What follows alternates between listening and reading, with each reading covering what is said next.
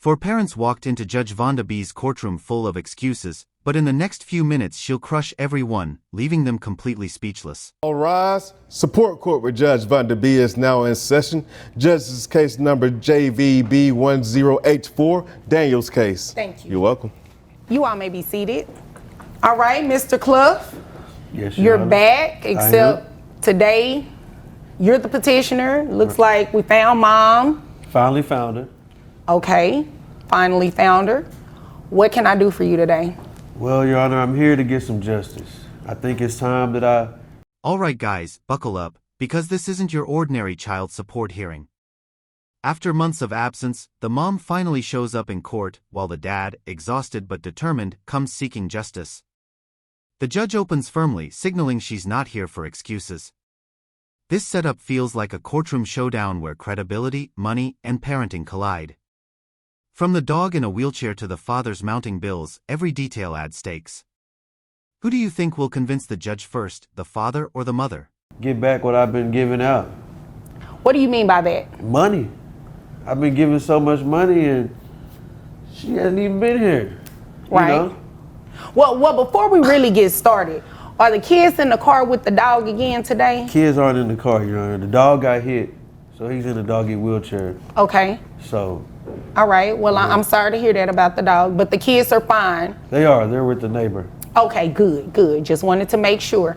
So what's been going on? I mean, it's been a few months since I've seen you. Right. So it looks like... Here's where we see the father's side unfold. He explains he's been carrying the financial weight for months while the mother is nowhere to be found. He even confirms the kids are with the neighbor, a small but telling moment showing how much of his life revolves around keeping things stable. In family court, showing stability can tip the scales. The judge's casual check-in about the dog also signals compassion, but make no mistake, this case is about who's really stepping up for the children. You were here, back when you were here, they had a... Excuse me? She just looking at me crazy. I'll make it easier for you. You focus on me. Right. Don't excuse me. Sorry, Judge.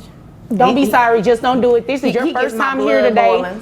And if I remember correctly, you filed the lawsuit on him previously and had the audacity not to show up. So you definitely need to pipe down. Okay. I chose money though. Okay, well, you may have, and we're going to get into that and see how much money you probably... Watch Judge Vonda B here. She instantly notices mom's eye rolling and side comments and shuts it down with a firm pipe down. This is a classic move to maintain courtroom control. It also sends a message to the audience: respect the process or lose credibility. When judges cut off theatrics early, they're shaping the record, and the record matters for decisions. How do you think mom's attitude is affecting the judge's perception at this point? Oh, You know what? You talking about you? God don't like us. You know, this happens every now and then when the weather is bad outside. No, Things happen in court. And that Well, no, evil the weather spirit is bad that she got. outside. You know what? Talk to the Okay. judge. Don't direct none over him.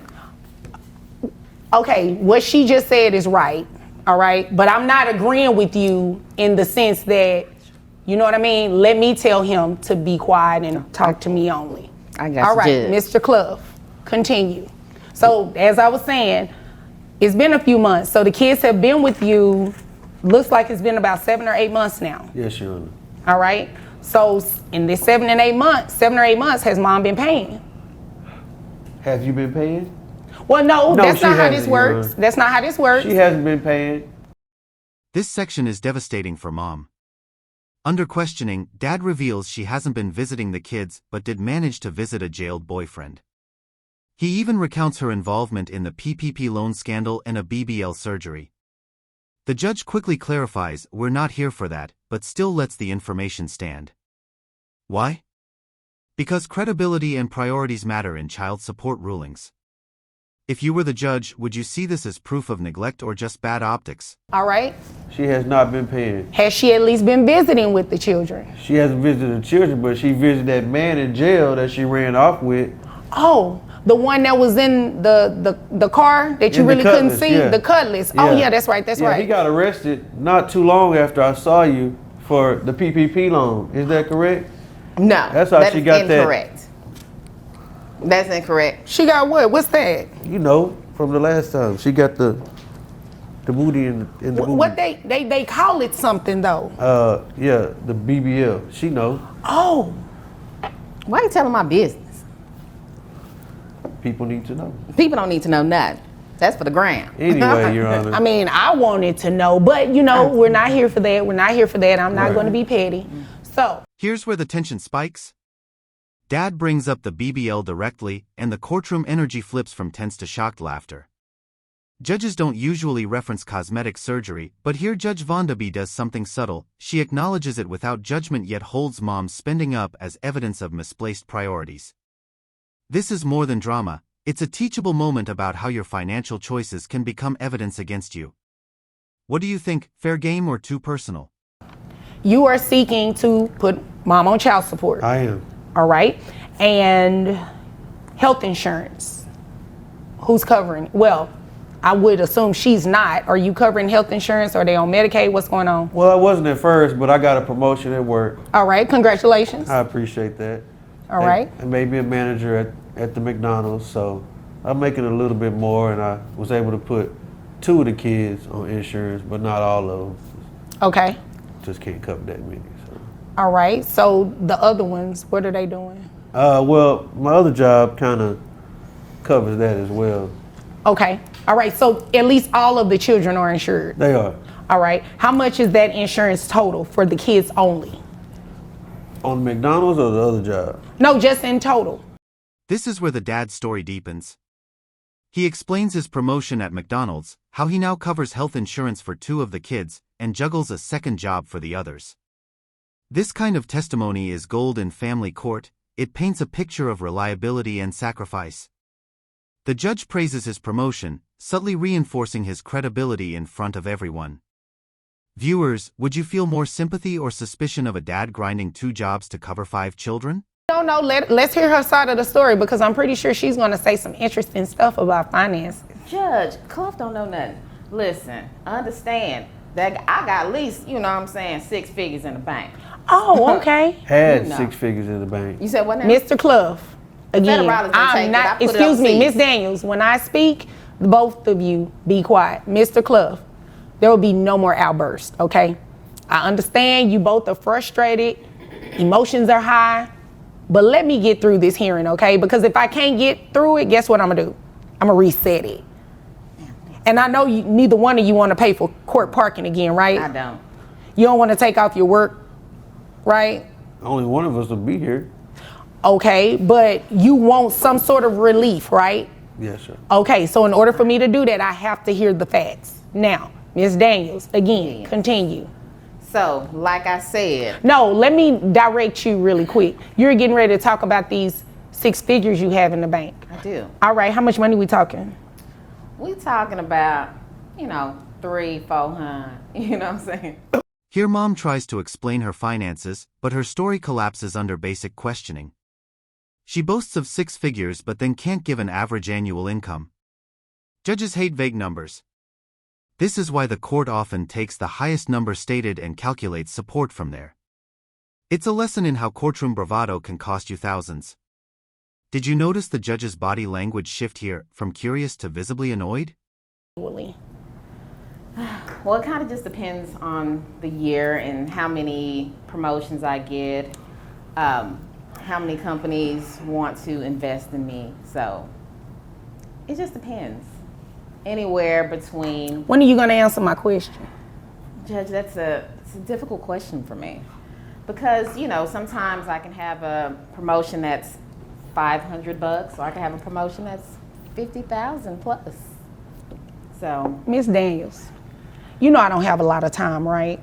I have other cases I need to get here. I do understand that. Right, so you obviously came here to waste my time. I didn't. You did, because I asked you a very simple question. Judge, on average, I have a simple answer. On average, how much do you make in a year? Judge, I'd like to say about, maybe about 30 to 100K. Okay, 30 to 100,000? Yeah. So we're just gonna take the high end so we can keep this moving because you came here to waste my time. Mom says she influences the world, yet hasn't influenced her 5 children. The judge calls this out with surgical precision, flipping her own words back at her. This is where legal insight meets moral commentary. Judges aren't only counting dollars but also measuring involvement. In your opinion, does online success excuse real-world neglect, or should it heighten responsibility? This moment nails that tension right on the head. Briefly. Make it quick. Quickly, in the last few months, it has been a downtrend due to inflation and all that stuff. People aren't paying as much. How much was your BBL? I didn't pay for that. How much was it? How much was it? I mean, you know, I got more than the BBL. I had tube sock titties, so I got the booties, then I got the booty, and then I got all that. So he probably paid $35, $40. $1,000? Yeah, he did. Oh yeah, let me hurry up and get you out of here with these numbers. but I didn't pay You're that. about to pay child support. You have 5 children total, or do you have other children outside of these 5 that are under the age of 18? No, I don't. Okay, They're grown. so just the 5 children, right? Yes. All right, so 5 yeah. children, that is going to be at the 40%. And you said health insurance was about $350, right? Yes, Your Honor. All right. So your child support, you're looking at monthly. So with your testimony being on the high end of $100,000, that's what I just based your child support off of. So, I mean, well, I was going to make it higher than that and do it like the $350,000. Here comes the hammer. The judge calculates the monthly child support at roughly $2,954 using mom's own high-end income claim. The line, "I'm about to make these numbers go BBL," isn't just a quip, it's judicial irony, driving home how priorities translate into obligations. Notice the silence after the figure is announced. You can feel mom's shock. Do you think this calculation will finally bring consistency to the kids' lives? For the children, so that brings your monthly rate to $2,954. I got it. Can the kids stay with him now? That's right. The kids will continue to live with him because that's who they live with, and obviously They can stay. you care more about a BBL than them. That's Right. not true. And we don't know when she's gonna run off again with the next guy. No, next guy. I'm good. It'll be a caprice this time. I'm good. Oh, okay. So we're good with the numbers then. Is there anything gravy. further? All right, is there anything further that you want me to know that's related to this? Judge, briefly about visitation. How does that work? The kids are going to stay with him, and you guys are going to work that out at a we don't get different. along very well, as you can see. Well, obviously, but I mean, they need to stay with him and probably see you on weekends if you're so busy. That's my busiest time, Judge. I can't do weekends. Maybe Monday to Tuesday. Well, they go to school. Right, and I'm at work. Are you going to get them to school? No. I can't. You can't get them to school. She don't have a can't. car. You don't have a car? She make all that please. money, Oh, you a lie. but ain't got no car. You better go see the rose outside. What kind of roses? I love roses. What color? I just said rose, like rose gold color. Oh, okay. Yeah, Okay, yeah. because I know we weren't talking about that other one. But no, we're anywho, not that's good. neither here nor there. Is there anything further, Mr. Cliff? I think that's all, Your Honor. All right. And just like that, the judge finalizes the order. Dad keeps custody, mom pays support, visitation left to future arrangement. This case closes with a sharp reminder: appearances and social media gloss can't erase parental duty. Judge Vonda B's ruling is both practical and symbolic. Accountability wins. If this case had you glued to your seat like it did us, hit like, drop your opinion in the comments, and subscribe for more Courtroom Showdowns where truth meets the bench. Rise, support court with Judge Vonda B is now in session. Judge, this is case number JVB1082, Williams case. Thank you. You're welcome. You all may be seated. Okay, Mr. Williams, you brought this case before the court. What's going on? Well, Your Honor, I've been with the defendant for about 10 years now. Okay. We had children probably around my years, about 19, 20. Okay, And, how old are they? They're 8 and 5. All right. And right now, I'm an artist, Your Honor. That's how I met her. She was stripping. All right, guys, buckle up. This isn't your average custody dispute. We're inside Judge Vonda B's support court, where Mr. Williams claims he's the full-time parent to 2 young children while mom only drops in twice a week. What's at stake here isn't just child support, its credibility, consistency, and a judge determined to find the truth. This opening sets the stage for accusations about lifestyle, income, and who's really raising the kids. Pay attention, the energy in this courtroom explodes quickly. I'm an exotic dancer. She was stripping, Your Honor. I'm an exotic And that's dancer. how I met her. They was playing me in the club. Because I'm an artist, like I said, Your Honor. Oh, you were? She's the one slowing me down with the children. Okay. And so, like I said, we've been together for about 10 years now. We got an 8 and a 5-year-old, and she's never there to take care of them. I'm there for my I can't kids. even do what I Excuse me, ma'am. Let him speak, and then I can assure you I'll get over to you. And do me a favor, you're making me dizzy rocking back and forth. Yeah, just, I know you're probably nervous. Just, you know, everybody nervous when they come to court. Yes, ma'am. And you probably nervous looking at me. So it's okay. Yes, ma'am. All right, so children are 8 and 5. Yes, ma'am. She was working as an exotic dancer. You're an artist. You all live together. We used to. Yes. All right, so hold on. Sorry. How long ago did you all stop living together? We stopped. Here Mr. Williams lays out his backstory, an artist and former exotic dancer, trying to juggle parenting and career. He paints a picture of being slowed down by his ex, claiming she's absent, leaving him to manage school prep, meals, and discipline. Judge Vonda B keeps the tone neutral, but you can sense she's already measuring the facts. Watch how early in the case she sets boundaries, no interruptions, no rocking, no excuses. Viewers, would you already sense which side has more credibility? Living together about, I want to say, 3 years ago. All right. And where do the children live currently? With me. And they've been living with you for the past 3 years? They've been living with okay. me. She comes at 2 times of the week, take them to the park. She's taking them to get a kids meal, but I'm the one that's got to deal with the harassment because I gotta do what I gotta do. what? Ma'am, what is it with today? Everybody want to interrupt each other. I'm so sorry. Don't be sorry, just don't do it. It's that simple. I got you, Your Honor. She's coming in with a kids meal, Your Honor, on Tuesday and Wednesday. I'm doing the bond for my daughter on Thursday. Okay. You know, and getting them ready for school on Friday. And so that's what the problem is. Like I said, we just can't even stay together no more. And that's why I brought her to the court. Okay. So you're asking for child support, health insurance. What health insurance do you have for the children? I don't have any health insurance right now, Your Honor. Okay. So are they on Medicaid? Yes. Okay. All right. Is there anything else you want me to know before I move over to Mom? Well, the kids are getting harassed in school right now. Why are they being harassed? Because she's stripping, Your Honor, and everybody knows it. Okay, we're going to use exotic dancer because that's what she said her profession Thank is. you, Your Honor. And I think out of respect, you should refer to it as what she calls it, okay? It's her career, it's what she does. So that's what we're going to refer to it as, okay?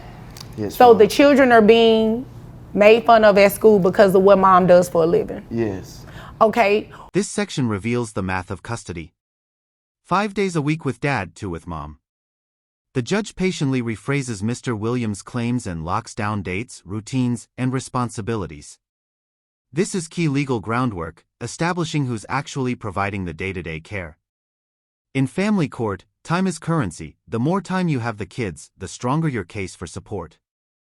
Ask yourself, does this lineup of facts look like a classic primary custody plus support situation? She was doing that when you met her, right? Yes, she was. Like I said, they was playing me in the club. And she's slowing me down, Your Honor. How's she slowing you down? What you mean by that? She's slowing me down because she's not taking care of the kids. She's popping in and out. But how does that slow you down exactly? It's slowing me down because I had a career, Your Honor. Oh, and I see what you're saying. I love barbering. Okay. But they gonna learn how to barber with me because they up there with me all the time. I need some help. And that's why we're here, yes, ma'am. Okay, and they go to school during the day, right? Yes, ma'am. But on the weekends, they're with you at the barbershop. Right, she gets them on Tuesday and Wednesday when she's off, but that's not enough. Just Tuesday and Wednesday? Just Tuesday and Wednesday. They don't spend a night or anything like that? Kids meal and park. Okay. Are you sick? Kids meal, park. That's what you're gonna. Excuse me. No, that's not what we're doing. You're not going to interrupt anymore. If I'm lying, let them know if I'm lying. You're not going to interrupt anymore. That's what we're not doing. Okay. I apologize. I'm so sorry, Your Honor. Stop apologizing because you keep doing it. Just don't do it. Okay. All right. Now, Here the tension spikes. Mr. Williams mentions his kids are teased at school over mom's profession. The judge immediately reframes a stripper again to be exotic dancer, enforcing respect and legal decorum. This isn't just semantics, it's about reducing stigma and keeping the focus on children's welfare, not parental shaming. Notice how Judge Vonda B cuts through the emotional clutter to preserve dignity on record. Viewers, do you think reframing language can change the tone of a case? Yes. Hello, Your Honor. hi. Yes, so I am here, not really sure why, because I take very good care of our children. Well, you do know why. He just said he wants some help. You slowing him down. He can't cut hair the way that he needs to and make the money he needs to because the children are always with him. I mean, they're not always with him. I do get them on Tuesdays and Wednesdays on my off days. That's something we agreed to because I am bringing in. Hold on. Let me just clear something up. Those are only days you get them, right? Well, like full time. I see my kids all the time, but on full time, from sun up to sundown, they're with me on Tuesdays and Wednesdays. How many days all in a day. week? There's 7. All right, so you see them 2. So 5 is majority of the time that they're with dad. So, Well, I go over there and I check on am I them. missing some days? No, Your Honor, you're not. But I go over there and I check on them, but they do stay overnight with him on those other 5 days. I have them on the days that I'm fully. Now the judge shifts to mom. Mom claims she takes very good care of the kids, but under questioning admits she only has them on her off days. The judge does the math out loud. 2 out of 7 days is not co-parenting, it's visitation. This is where reality begins to outweigh self-perception. In family court, documented time and expenses carry more weight than intentions. Viewers, what would you present if you were in mom's shoes to prove you're equally involved? Off, and I can tend to them and get them the meals that they like and take them to the park. But I have to make money. So he was telling the truth. Well, not fully the truth, because I mean, you know, he's acting like I'm not there for him. He's complaining now. He didn't have any complaints whenever we got together. We just established you are not there. They're with him 5 days a week. Excuse me. Mr. Williams, I'm going to tell you the same thing I told her. No interruptions. Thank okay? you, Your Honor. No, you don't have to thank me because you've been doing it. So no, that's not what we're doing. It is not to taunt him. It is just to make sure I give him the same treatment that I gave you. Okay? Now, he has not been dishonest thus far in what he said because you just confirmed it. Well, you get him on your off days, which is 2 days a week. The other 5 days, they are with him. You do Happy Meals and park. He's taking them to school. He's feeding them. He's getting them dressed for school, getting them dressed for. Are they in any activities? Yeah. Yes. Okay. School. The judge digs deeper: cheerleading fees, school activities, overnight stays. Dad's covering it, mom isn't. This segment shows how judges translate vague claims into specific costs. It's not enough to check on them or do meals they like. The court wants receipts, schedules, and proof. Watch how mom's story starts to crumble when pinned down on who pays for what. This is textbook evidence gathering in family court, and Judge Vonda B does it with surgical precision. Younger daughter, she cheerleading. But okay, Honor, are you taking them to cheerleading? I'm providing for them. Okay. He's not telling the financial part. Okay, so let's talk about that then. Yes. How much money do you make? I do very well. That wasn't my question. That's exactly what she told me. Excuse me. That I can't, write down very well on the child support order. I need to know how much you make in a dollar amount. $180K a year. $180K a year. Yes. How much of that $180,000 are you giving dad? Well, not necessarily giving that, but on my children, because I don't give it directly to him. I take care of my children. Wait a minute, hold on. The kids are 8 and 5. Right. So you got to give it to him. So what are you giving him to provide for the kids? Well, I wasn't giving him anything to provide for the kids. When I check on my kids, I do for my kids, and I buy my kids What stuff. does that mean? That means like I provide things for them. I do when they're in my care. That's when I provide for them. But 2 days a week in your care, right? Well, full time. We've established that. Yes. So what do you do beyond that? But I can't imagine giving this man any amount of money that I work hard for, and he talking about this stripper, this and that. I'm an exotic dancer, but he didn't have that problem when we got together. And the years that we were together, he wasn't complaining then. But as regarding my children, I take very good care of them. I just can't imagine the hard work that I do. That's why my knee is messed up now, because I had an injury at work. And he knows that, and then he's begging for money. I take care of my children. My children have no wants. Begging. He's not. He is not. He is not begging. He is telling you to do what you should do anyway as a parent. But you're not here in private, Your Honor. He's trying to get back with me. He does 1 second. Hold on. Like, shh. It doesn't matter. That has no bearing on child support. What he says to you, what he says about you. The pivotal moment arrives. Mom reveals she makes $180,000 a year yet gives no direct support to dad. She frames her spending as for the kids only when they're with her. Judge Vonda B rejects that, explaining child support must be ongoing and predictable. This is also where resentment spills out. Mom says she can't imagine giving dad any of her money. This is the classic clash between lifestyle freedom and legal obligation. Viewers, does income trump resentment? In this case, because I have some more that I need to get to today. Now, if you're making $180,000 a year, why aren't these children on any type of health insurance? Well, the profession that I have, there's no insurance offered, and I mean. Well, it doesn't have to be. You're considered a independent contractor, right? Right. That means you can get private health insurance. Well, did you know that? I'm not really sure how to go about doing that. You can Google and say to the internet how to find private health insurance. Right. I'm trying to see but he has his own barbershop, and through the barbershop, I figured he's complaining about I don't spend time enough with him. He can figure that part out. Okay, hold on. I can take my kids to the doctor. Here the judge zeroes in on health insurance. With mom making 6 figures, there's no excuse for leaving children on Medicaid. She explains private insurance options, showing how independent contractors still must plan coverage.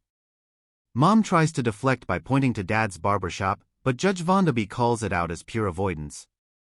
This moment reveals how judges balance fairness. If one parent can afford coverage, they're expected to provide it. Viewers, would you side with the judge here? At the park. Hold on. They love the park. Here's the memory we're getting ready to make because I made my ruling. You have capped out, according to Texas guidelines, your gross is $9,200 a month. Child support is set at $2,300. You're going to do a reimbursement to Medicaid for $276, making your monthly child support payment $2,576. That's how much you got to pay. No, that's how much you got to pay. Thank you, Your Honor. The children live with him. Thank you, Your Honor. I don't see the celebration. Thank you. Wait a minute. What happened to the celebration? Because you're the one that's paying that $2,000. Judge Vonda B delivers the ruling with crisp authority. Using Texas guidelines, she calculates child support at $2,576 per month plus Medicaid reimbursement. No drama, no debate, just a decisive order. Notice mom's reaction, stunned silence, no celebration. Dad also stays composed, signaling relief but not gloating. This is how family court locks in outcomes after hours of testimony, a few sentences that change monthly finances forever. $576. The children live with him. He should not pay you anything. Thank you, Your Honor. And I said I made my ruling, so I really don't have to hear anything further. Did you have any questions about that number? Not at this time, Your Honor. Oh, okay. Did you have any questions? No, ma'am. All right, if there's nothing further, the both of you are dismissed. This final moment seals the lesson. In family court, evidence and consistency speak louder than emotion or lifestyle. Judge Vonda B enforces child support not as punishment, but as parity, making sure kids benefit from both parents' resources.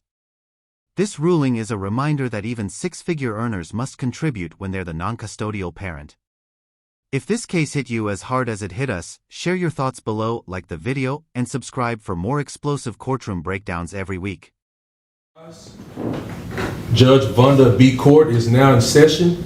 Judge, this is the case of the cook. Thank you. Welcome. You all may be seated. Okay, Ms. Cook, you brought this case before the court. What's going on? All right, guys, buckle up. We're stepping into a case that mixes legal duty with personal dreams. Miss Cook is raising a 13-year-old daughter alone, while her ex is deep into full-time studies chasing a law degree. As Judge Vonda B takes the bench, the tension is clear. Is higher education a legitimate shield from child support, or just an excuse? Watch closely as both sides reveal their realities, and ask yourself, where should the line be drawn when a child's needs collide with a parent's ambitions? Well, Your Honor, I've got a 13-year-old daughter, and a ex-husband's decided to start his life over, but I can't do that because I've got a child to take care of, and I need some help doing that. What do you mean by start his life over? He remarried? No, he's decided to go back to school. That's a good thing, right? That's fine, but it doesn't help us any. Okay, you mean financially? This moment lays the foundation. Miss Cook paints a vivid picture of her daughter's extracurricular activities, cheerleading and student council, costs piling up on top of insurance and everyday needs. She isn't asking for luxury, only basic help. This is key. In family law, courts look at the best interests of the child, not just the parent's struggles. Would you side with a mother scraping by on daycare wages or a father trying to transform his future? Financially, right. Okay. What type of activities are your daughter, involved in? She wants to do cheerleading, and she's on student council. Okay. And I'm assuming student council costs, they have a membership fee or something? They have membership fees, and they have a lot of activities that they do that they're involved in because it's kind of a leadership thing, and so they have a lot of things that they have to go to as well. Okay. All right, and you're just looking for some financial assistance? I'm just asking for some help. Sounds pretty straightforward. Here the father's defense lands. He's not working, instead he's a full-time student living off a Pell Grant. He argues that his tuition is covered but his living stipend, just $3,200 a year, must stretch for everything else. This is where legal reality hits. Support obligations are based on income, not potential. Can a parent temporarily pause child support while investing in education? Or should the child's present outweigh a parent's future? Sir, is there a reason why you don't want to give her any money to pay for your daughter?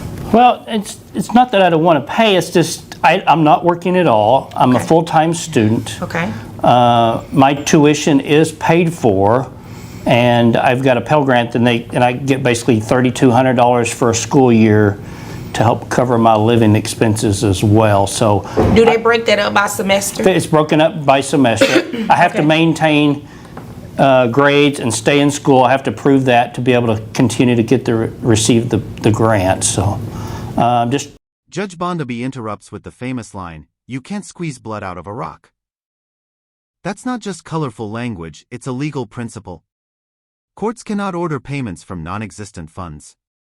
Yet, judges also weigh whether a parent is voluntarily underemployed. In other words, is he choosing not to work, or is school truly full-time? This is a legal gray zone where empathy meets enforcement. Ask yourself, does pursuing law school justify paying only the bare minimum? Trying to further my education. I understand my daughter's important to me. I love her very much, but I'm going back to law. I'm trying to get into law school, so I'm trying to figure out how to better it in the long run. Okay. That sounds pretty fair, ma'am.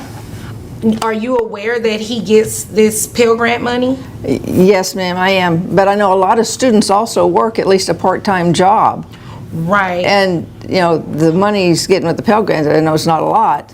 But, again, I'm only a daycare worker, so I don't get a lot of money either.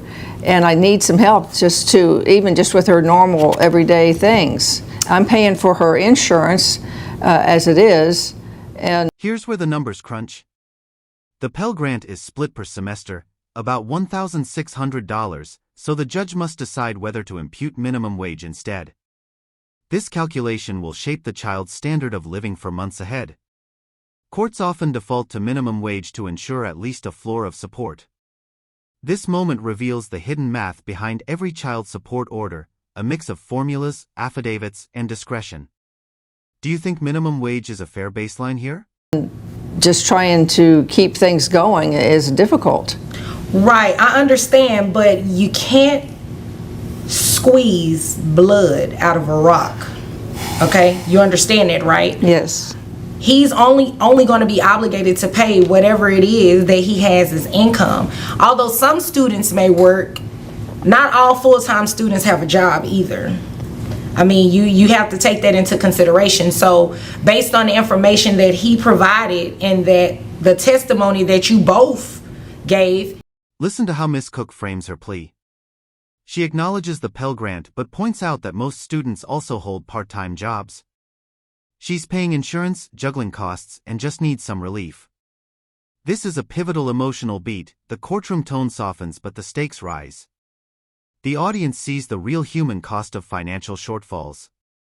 Would you be satisfied with $226 per month knowing your child's activities alone cost far more? Him confirming the amount of money that he receives from going to school, and you knowing that that's all he's going to be obligated to give you at the moment. Now later, at some time when he does, presumably go to law school or anything like that, you can receive extra money after he starts working. But as for right now, I can't take more from him than what he has. You understand that? Yes, ma'am. Yes. So $3,200 per school year is not even, he's not even making a full year worth of that money. You said a semester is broken down, so like $1,600 or so. That's about right. So I'm living with somebody else that's going to school. This is the hammer drop. Judge Vonda B bases support on minimum wage, $1,256 gross, $1,134 net, yielding $226.97 per month. Notice the judge's phrasing. She emphasizes it's something but not everything. This is classic judicial balancing, acknowledging hardship but protecting the child's baseline. Watch the father's face here. You can almost see him recalculating his semester budget in real time. This is where legal theory becomes a hard monthly bill. So we're helping split the expenses, trying to make it last as long as we possibly can. Right. So ma'am, he is, based on what he's telling me, and I have to assume his testimony is true until you provide me with anything different. That's all he has at this time. So that's all that I can calculate off of. So because of that, $3,200 is not a lot of money. So I would have to base his child support on minimum wage. You understand? Yes. Okay. Any sort of help would help. Okay. It's something. Right. It may not cover everything, but you also work. So until he's able to get a better, not necessarily a better job because he's not working right now, but maybe, as he keeps going through school, he may get more money from a Pell Grant. We don't necessarily know. Judge Vonda B isn't done. She warns the father that any increase in income, grants, or future earnings must be reported and could trigger a higher support order. This is a subtle but powerful move. The court sets a built-in escalation clause. For viewers, this shows how child support is a living order, adapting to changing circumstances. Do you think this rolling obligation is fair, or should the court lock in a flat amount until he graduates? But until that happens, he'll be at this amount. So gross of minimum wage is $1,256. Net of $1,134.87, which brings your monthly obligation to $226.97. That's based on minimum wage. Okay? All right. Would that $226 help cover something with student council? Yes, something ma'am. with cheerleading? Yes, I just needed some help. I wasn't expecting him to do everything. Okay. All right. And sir, you understand that, correct? So when does that start? That starts today. Okay. The obligation starts today. Just know that in the future, when you get a job or you start receiving more money for some reason from your Pell Grant, you have an obligation to report that. And if you don't, she can actually report it and bring you back to court. And at that time, you will be paying more than minimum wage in child. As the session winds down, both parties seem resigned. Miss Cook accepts the order with relief. The father nods but stays silent, possibly feeling the weight of balancing school, bills, and legal duty. This quiet moment is deceptive. It's where real life begins. After court, these two must navigate co-parenting under a new financial regime. It's a reminder that a court ruling is just the start of a new chapter, not the end of the story. Support. Just want to make sure you understand that. So if you become a big-time lawyer one day and, for some reason your child is still under the age of 18, your child support can still go up. I got it. Okay. Any questions from either of you? Yeah. Okay. If there's nothing further, you all are dismissed. And there you have it, a real-time lesson in how courts juggle ambition, obligation, and fairness.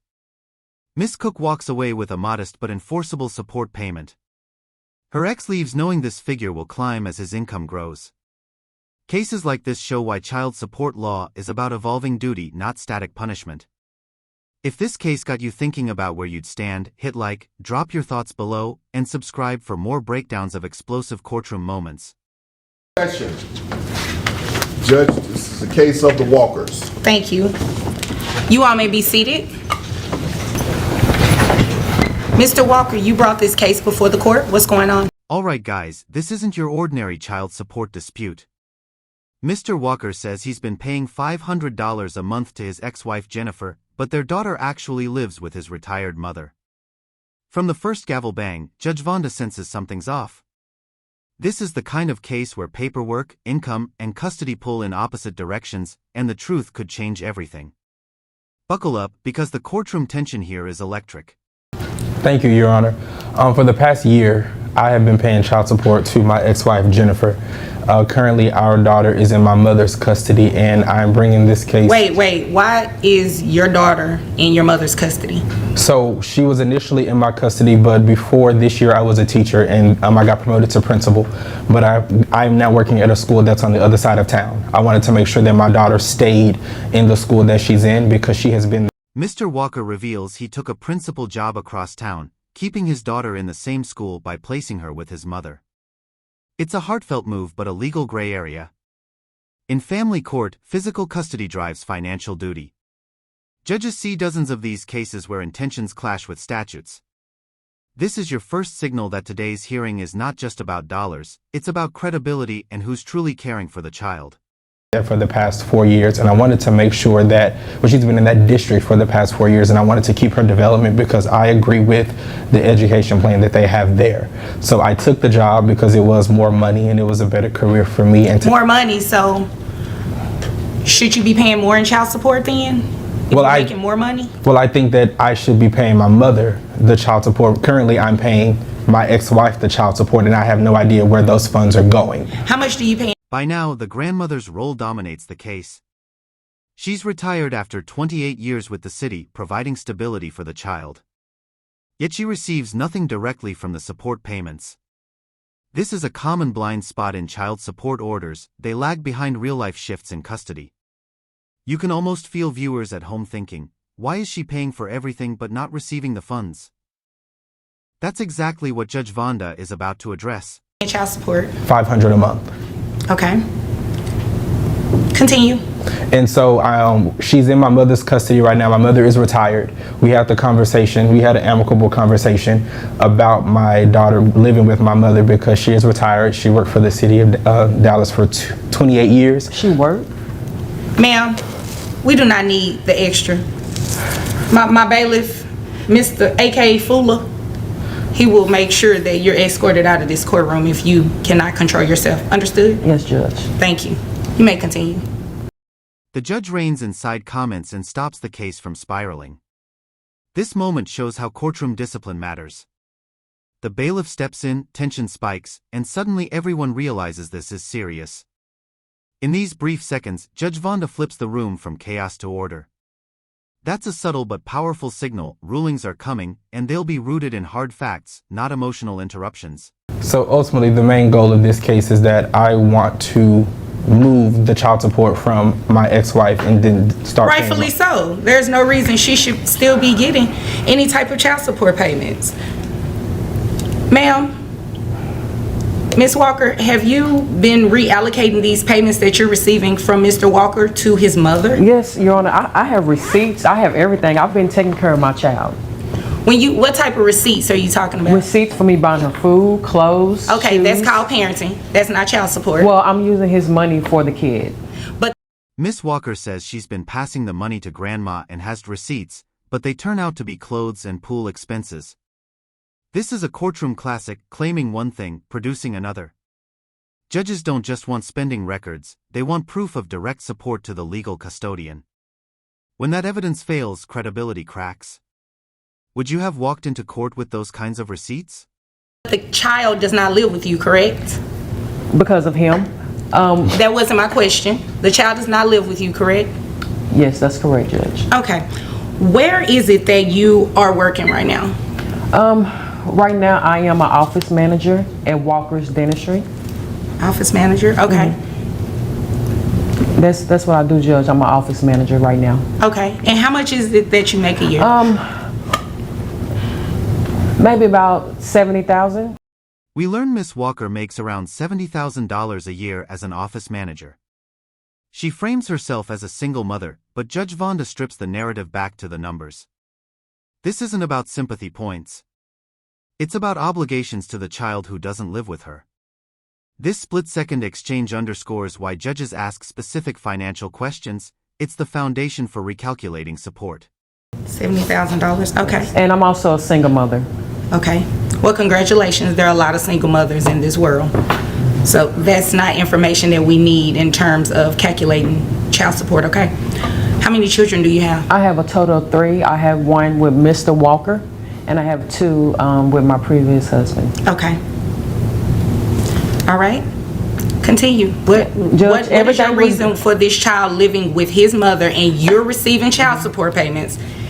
And according to your testimony, you're giving the money to his mother.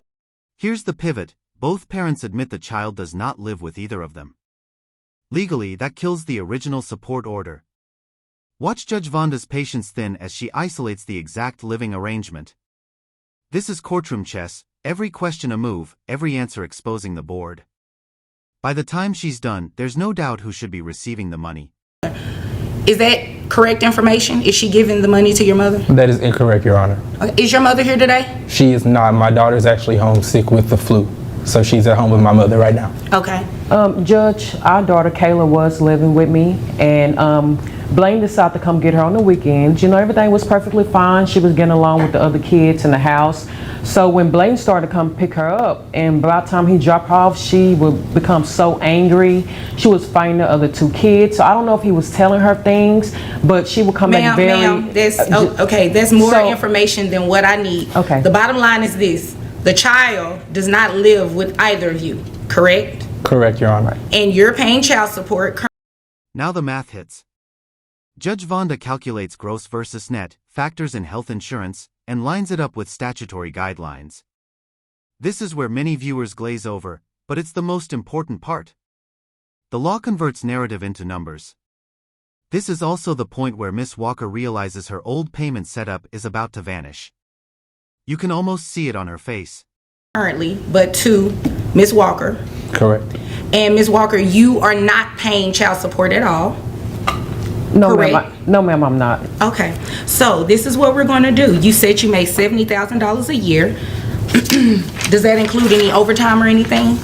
That includes overtime, yes it does. Okay, so I have your gross at $5,833.33. Now after taxes are taken out, that comes down to $4,625.06.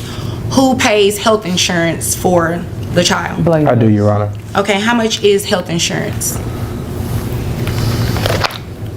For the past year, I've been paying $50 a month. Okay, how often are you paid? I get paid once a month.